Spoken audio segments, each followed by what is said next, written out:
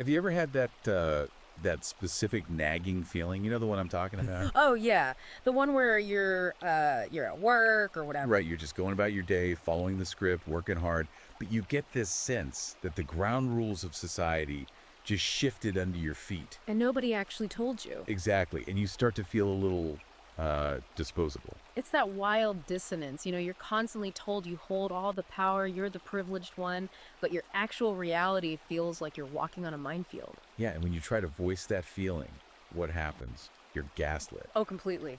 You're told you're imagining things. Or worse, that feeling uncomfortable is just proof of your entitlement. But today, we are diving into a source that says, no, you aren't crazy. You are actually just starting to pay attention. We are, and we're unpacking a truly explosive text today for you guys.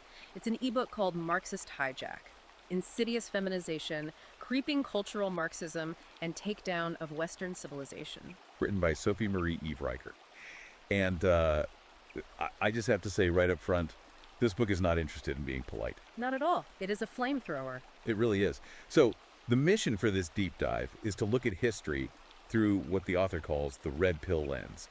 We are exploring the argument that our institutions, schools, courts, the media, they didn't just drift left naturally. Right. The argument here is that they were captured, hijacked. But before we get into this forensic dismantling, we have to mention, because this is a deep dive and we're going to be throwing a lot of hard data at you, if you want to see the receipts for yourself, you need to go to Amazon Kindle or Google Play Books right now. Yep, go buy the ebook Marxist Hijack so you can follow along. Seriously, if you're the kind of guy who wants to check the footnotes and see the raw data, grab the book. Also, hit that like and subscribe button right now.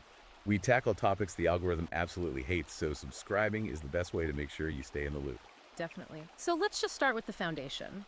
The book opens by attacking literally the most dominant idea in modern sociology, which is the patriarchy. Right, the ideal we're taught from grade school, that history is just this long story of men oppressing women for their own benefit. And Riker argues this is a total myth.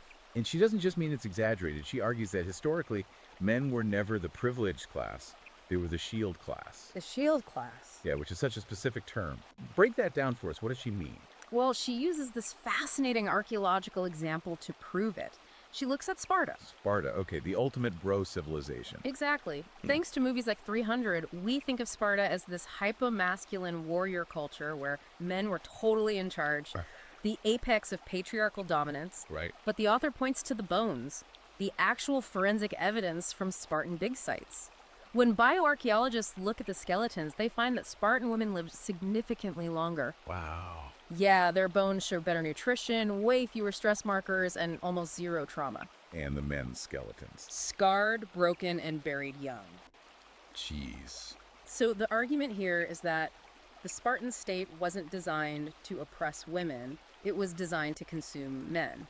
Men were a utility. They were the physical shield used to protect the actual protected class, which was the women. That just reframes the whole concept of power, doesn't it? Like, we assume authority equals privilege. But this suggests that male authority was really just the authority to die first. Precisely. And the book argues this isn't just ancient history. It draws a direct line from those Spartan skeletons straight to the modern workplace. Oh, right. The stats in this section were brutal. Riker lays it out. 94% of workplace deaths today are men. 92% of combat deaths are men. It's what people call the glass cellar. We always talk about the glass ceiling, but we totally ignore the basement where all the dirty, dangerous work happened. Exactly. And she brings up the maritime rule, women and children first. Which we're basically trained to view as chivalry. Right. But the book challenges you to look at it coldly. If men were truly the privileged class, why are they the ones expected to freeze to death in the Atlantic so someone else gets the lifeboat? It frames that expectation not as honor, but as pure disposability. Right. If you're the privileged class, you don't volunteer to die. The fact that society expects men to lay down their lives is, according to the book, proof that male life is just viewed as less valuable. But I want to push on the legal history a bit here, because the standard counter-argument you always hear is, well, women couldn't vote or own property.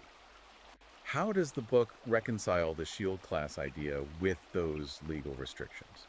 This is where the deep dive gets really interesting, especially for the history buffs. The book cites Jones v. Randall and the Property Act of 1870. Okay. The common narrative is coverture, right? That women were essentially the property of their husbands.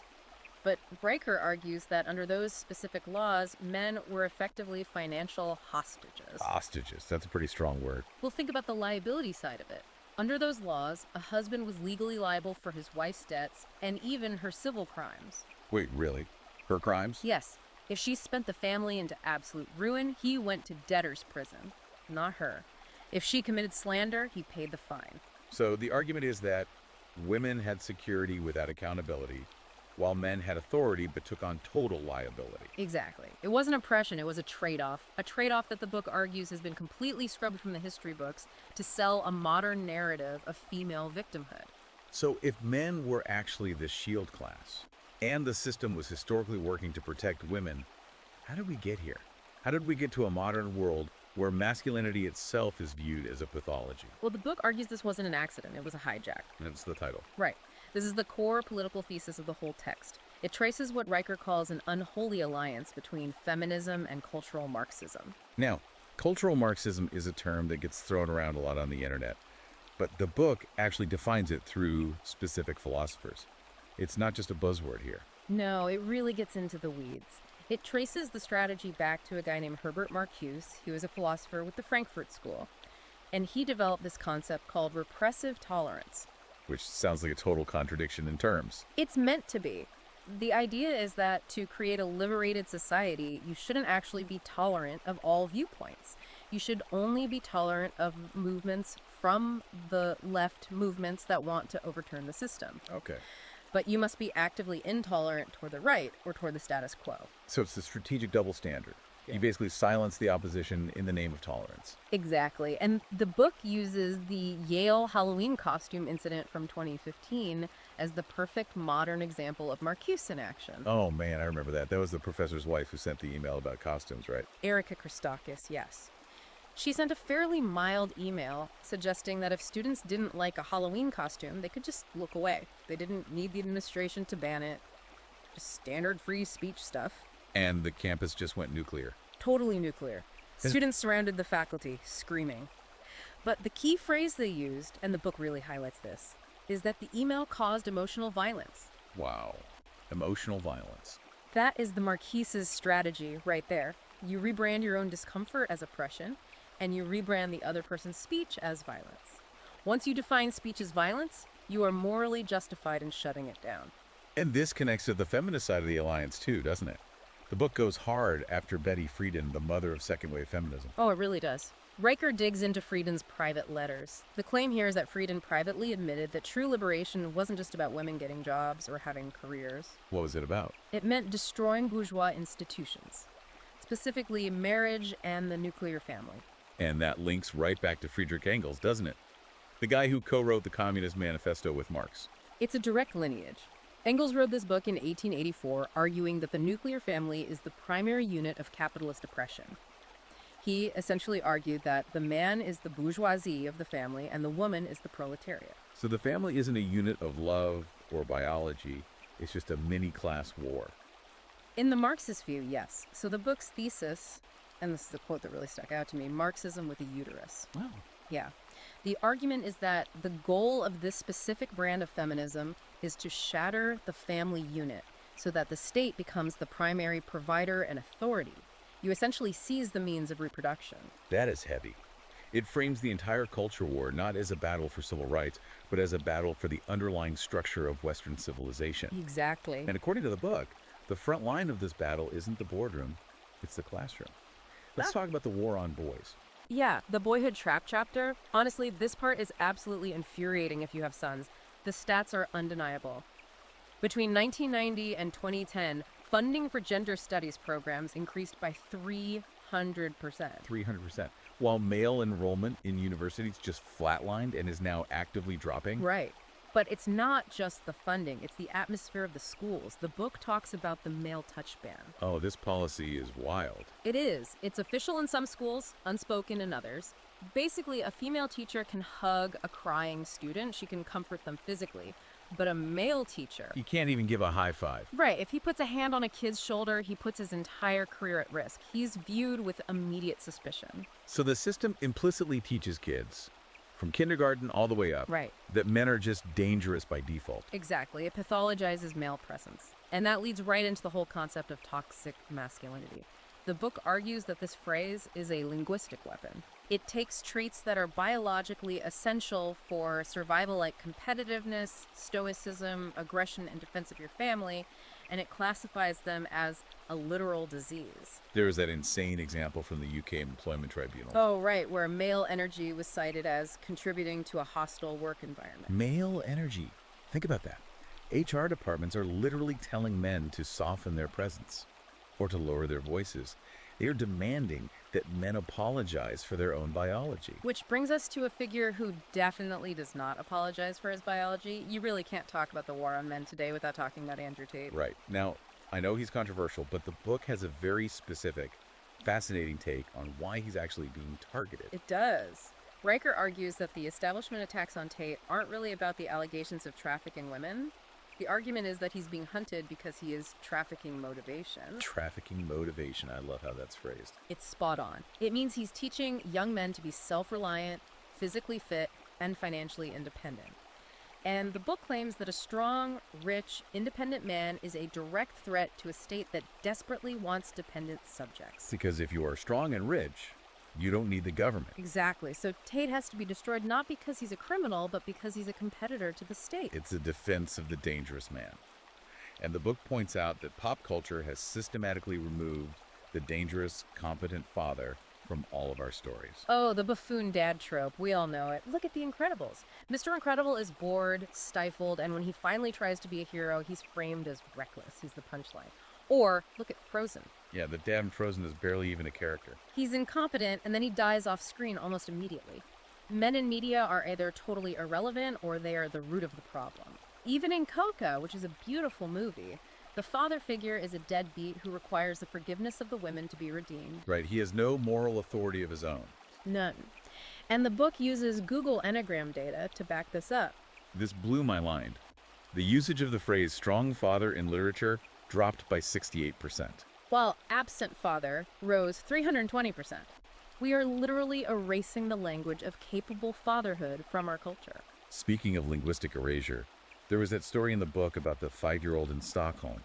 That one genuinely chilled me. Oh, the kid who asked, "Can a penis have a baby?" That's the one. The kid asked his parents that because his preschool was actively teaching that people with uteruses menstruate, completely decoupling biological reality from gender. Weaponized confusion. Exactly.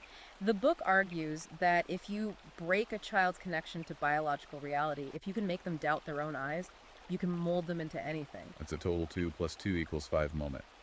But the book argues the consequences aren't just philosophical. They are deeply financial. Let's talk about Chapter 9, The Marriage Plantation. That title is brutal. It is, but the content is even rougher. The author describes the modern family court system as a machine specifically designed to strip men of their children and their wealth. It really dives into the cuckoldry conspiracy, which is a topic most mainstream commentators are terrified to touch. It's highly taboo. It is. The book cites studies suggesting that anywhere from 1% to 3% of children worldwide are not fathered by the man who thinks he is the dad. Now, 1% to 3% might sound low to some people, but we're talking about millions of men raising children that genetically aren't theirs. Millions. And look at the system's response. If a man asks for a paternity test, he is completely shamed. He's called insecure, controlling, toxic. But if he doesn't ask, he is legally on the hook financially for 18 years. And the book contrasts this directly with women's reproductive rights to show the massive legal asymmetry. Right. A woman has total authority over the pregnancy. She can choose abortion, adoption, or keeping the child. But the man has zero authority, yet he carries 100% of the financial liability if she decides to keep it. The author calls this reproductive tyranny with a smiley face. And if you try to fight this system, you run headfirst into the victimhood industrial complex. The believe all women mantra. The book uses the Rolling Stone UVA rape story as the ultimate case study here. That was the Jackie story, right? The one that turned out to be completely fabricated. Completely false, a total hoax. But, and this is the key point the book makes, that story was used to push the Campus Save Act before the truth ever came out. Right. That act rolled out mandatory tribunals on college campuses where men are essentially presumed guilty. The lie became the foundation for the law. So when you stack all of this up, the education system, the media tropes, the family courts, the legal liability, it feels overwhelming. It feels like the hijack is already complete. But the book doesn't leave you on a hopeless note. No, it pivots to a solution. But the solution isn't reformed. The author is very clear on this. You cannot fix a system that is fundamentally designed to break you. So what is the alternative for guys listening to this? Counter-civilization or secession. Secession, meaning what exactly? Buying a cabin in the woods? Well, partly maybe. But mostly it means building parallel structures. The book gives very tactical, practical advice for the listener here. Number one, do not cohabit without legal safeguards. The risks are just too high. Way too high. And it mentions prenups, but not just your standard paper ones. It talks about blockchain notarized prenups. Okay, that is where the book gets really futuristic. It's brilliant, though. The argument is that a feminist judge can toss out a standard paper prenup, and they do it all the time. But a blockchain contract is immutable evidence of the original agreement. So it's about bulletproofing your assets outside the state's jurisdiction. That is next level thinking. What about the social side of the solution? The advice is to refuse to apologize. Radically reject the toxic label. If someone calls your stoicism or your competitiveness toxic, you don't debate them on their terms. You reframe it. Exactly. You say, no, that is strength, that is responsibility. It also mentions pushing for a father's Bill of Rights. Yes. A coordinated movement for default 50-50 custody, true due process, and severe legal penalties for false allegations.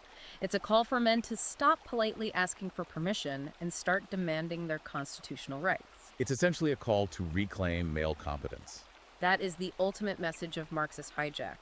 The war isn't just against the patriarchy. It's a war against competence, against merit, against truth itself. Because the system relies on men being weak and confused. Exactly. The only way to win is to be strong and clear. There's a quote near the end of the book that really summed it all up for me. If the emperor has no clothes, why is he lecturing you about your privilege? That cuts right through the noise. And Riker follows that up by saying, anger is fleeting, but clarity is forever. Once you see the strings, once you understand the hijack, you can never unsee it. You really can't. And listen, we have covered a massive amount of ground today, but we have barely scratched the surface of the history and the raw data in this book. If this conversation sparked something in you, even if it's just curiosity, you need to read the full argument for yourself. Absolutely. Go to Amazon Kindle or Google Play Books right now. Buy Marxist Hijack. You need to see the forensic dismantling of these institutions for yourself to really grasp the scope of what's happening. And if you want to keep up with the author, she has explicitly told readers to follow @ConradAnnRiker on Substack for unfiltered analysis. And catch the daily battle on Twitter @ConradRiker. That is where the real-time fight against these narratives is happening every single day. Because knowledge is the only weapon that actually matters in a culture war. Get the book, get the data, and get armed with the truth. Couldn't agree more. Thanks for joining us on this deep dive today. Make sure you like and subscribe so you don't miss the next one. We'll see you then. Stay awake out there. Stay strong.